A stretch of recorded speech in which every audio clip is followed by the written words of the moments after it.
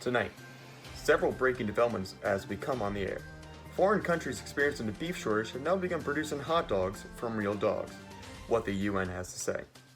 After a 13-year run, the reality TV series Keeping Up with the Kardashians comes to a close. And our top story, Skype head technician expresses happiness in competitors such as Zoom and Discord.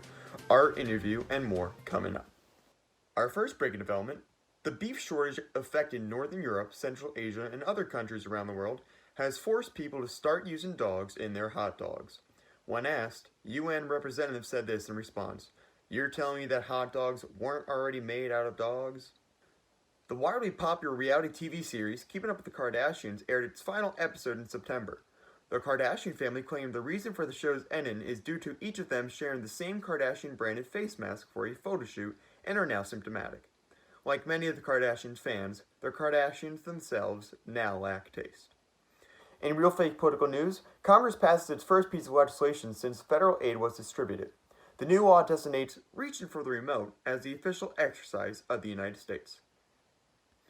In other news, a new book rental service has begun to gain traction across America. Here with us now from one of those new storefront locations is our business and tech correspondent, Chaz. Chaz, what can you tell us about the latest service? I'm here at the closest distribution center for the new book rental service. It's really just a... How many distribution centers are there in New Jersey? There's one per town in the state. But what I need to say is... That's great. How does one use the service? Chris, when I got here, I thought this was going to be new business. But it's just a library.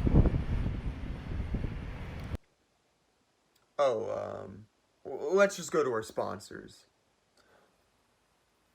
Yeah, we're gonna cut to our sponsor now. This broadcast has been brought to you by your local library. You can still rent and read books, but we know you won't. Turning now to the weather, the wildfires continue to roar in California, but in our area, spooky season is on its way. Let's go to Michael for the exclusive fakey weather forecast. Michael. Yeah, for the most part, Chris, we're setting the stage for a wonderful New Jersey fall.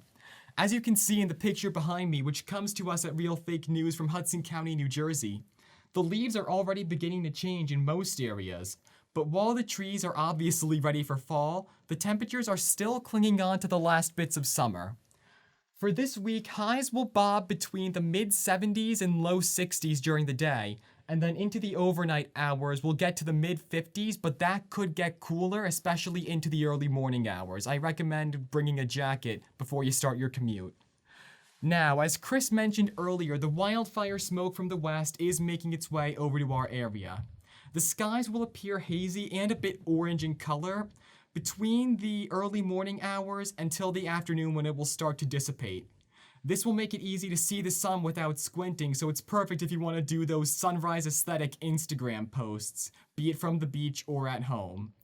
Now, like I said, it is easy to see the sun with the naked eye, so if you are going out to do a sunrise pic, please wear eye protection, be it sunglasses, welding goggles, or eclipse glasses if you still have them from a few years ago. And for those going out to the beach, please wear your mask. We can't forget that. Chris, we'll send it back over to you. Well, I'm happy this summer weather is going to stick around. Aren't you, Michael? Chris, I'm not sure if you've heard, this is an environmental disaster. I mean, take a look at these maps. National parks are ceasing to exist, forests are charred, the dew point is off the charts alone, and California's air quality index is well beyond 200. This is shocking, astounding to say the least. The West Coast is literally up in flames. Now a word from our sponsor. This weather broadcast has been brought to you by Partyville. Please come to the store during November. We do sell more than just Halloween costumes. I mean, we sell birthday party stuff, and I guess that's it. Coming back from our sponsors, our exclusive interview with Skype's head technician, Gil Bates. Since the beginning of quarantine, telecommunication applications such as Zoom and Discord have been on the rise. Gil, how do you feel about the recent claims that your company has squandered its leading the virtual meeting industry? Is my audio working this time? Yeah, it's working. Okay. To answer your question, I would say that this has actually been one of Skype's best years in a very long time, since everyone is home. Against their will, but either way, people are forced to use Skype. Well, according to the Real Fake News on-ground investigation team, when people were asked their preferred virtual meeting application, 35% of people preferred Discord, while 60% preferred Zoom. The remaining 5% said they would rather talk in person than ever touch a computer. Additionally, 30% of respondents asked, what even is Skype? What do you have to say about that? Listen, I don't care about poll numbers. All you need to know is that for the past several months, Skype has consistently been hosting 300 calls an hour. That is a record high of people accidentally clicking on Skype. Not to mention, we have had tremendous success in selling our new cardboard backdrops. This is Birch Wonderland, $39.99 USD. And we have Babbling Brook. And I might be a little biased, but if you ask me, I think these are actually far more reliable than Zoom's mediocre virtual backdrops. But isn't it true that Zoom hosts millions of calls per day? Frankly, I doubt the validity of your claim. And listen, it is very hard for us to compete financially with a company that has been bought by the Walt Disney Company, okay? But all things considered, I think we're doing a pretty good job. I don't believe that's true. Anyway, isn't Skype owned by Microsoft? Not important, even if it were true, which it isn't. There's a lot of misinformation floating around online these days, okay? And I know you might not see it yet, but Skype is the future. There is no other company doing what Skype is doing as well as Skype is doing it. And anyone who says otherwise is a Zoom shill. A Zoom shill. It appears that we are experiencing technical difficulties.